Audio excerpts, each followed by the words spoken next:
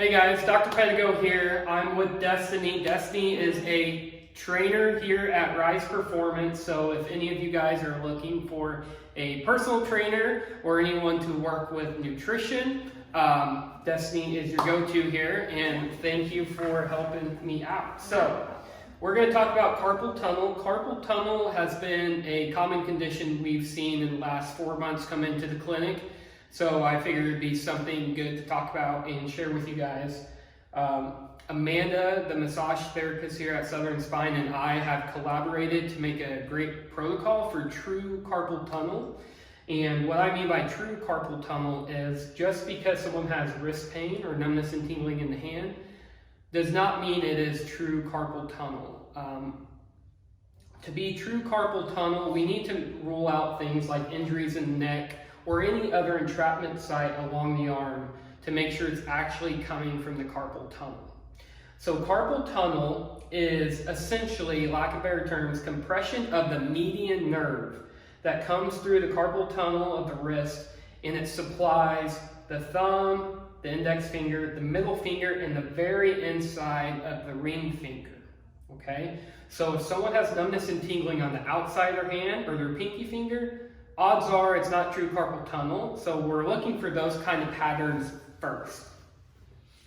Next, the reason why it could be coming from the neck is because when we see disc injuries in the neck or degeneration in the neck that's causing severe compression of nerves coming out of your neck, you can get something called radiculopathy. Essentially, it's burning, numbness, and tingling nerve pain down the arm into this hand.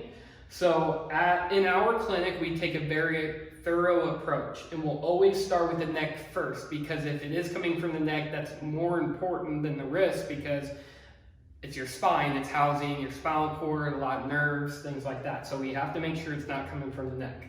Once we do our thorough exam and rule out the neck and we know it's not the neck, then we start working down to the hand. We start central and we come out outside. So we'll work our way down, we'll feel the musculature and the joint movement from the shoulder all the way down to the wrist, and we'll see if there's any other entrapment sites on the nerve causing that pain. If all that is still clear, then we get down to the wrist and we do our carpal tunnel assessment. To save us time, we're not going to go through the assessment. Let's just say she has true carpal tunnel. It's been diagnosed with nerve conduction tests. We've ruled out everything else. We know it is true carpal tunnel, and she isn't wanting to try surgery yet. She wants to try something non-invasive, which is really common, because if you try something non-invasive, the worst thing that can happen is it doesn't work. There's no long-term side effects or negative effects. Surgery is permanent, so a lot of people elect to do non-invasive care first. So what we'll do is I will start visit 1 with the patient. We'll do our full workup for any new patient. But when we get to the treatment, we're going to do a lot of soft tissue work through the forearm, especially someone with her that does a lot of gripping for weightlifting and puts a lot of tension through the arm. We'll do a lot of muscle work in here. We'll work out any knots or trigger points. We'll get a lot of blood flow here. We're going to get the bones of the wrist and hand moving through manipulation and different exercises and mobility exercises. Once we get all this moving, we're going to start doing some neurodynamic work. We like to call it nerve flossing. It sounds funny, but it's very effective. So we'll do a lot of median nerve flossing. It's essentially a mobility and mobilization technique for the nerve that you're addressing. So the median nerve in our circumstance here. Of course, we're going to send her home with a lot of homework, a lot of loading of the wrist, keeping the wrist moving, decompressing the carpal tunnel, things like that.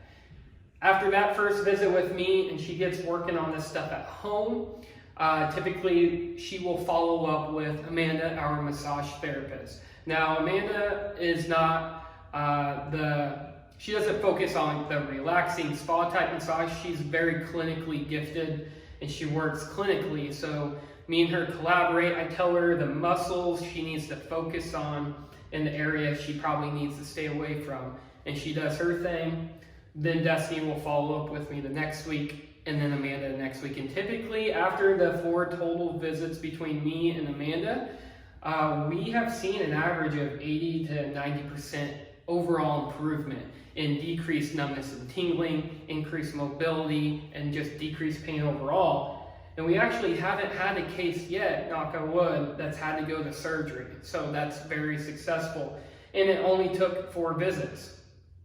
So when we go through and do all this for the arm and the wrist and stuff, people will start to notice once some of the pressure off the nerve and everything happens, they'll start getting feeling back in their hand, they won't hurt all the time, things like that. Now, this was a very short demonstration and explanation. There's a lot more that goes into this behind the scenes work and things we need them to be doing at home, but just for the sake of the video, I kind of want to explain the process of just because you have hand pain or arm pain does not mean it's carpal tunnel at all. Other things need to be ruled out. To be true carpal tunnel, it can't just be looking at someone, hearing their symptoms and saying it's carpal tunnel. Because a lot of times we're missing other things within the condition. So if you guys have any questions, please reach out to me. Otherwise, take care.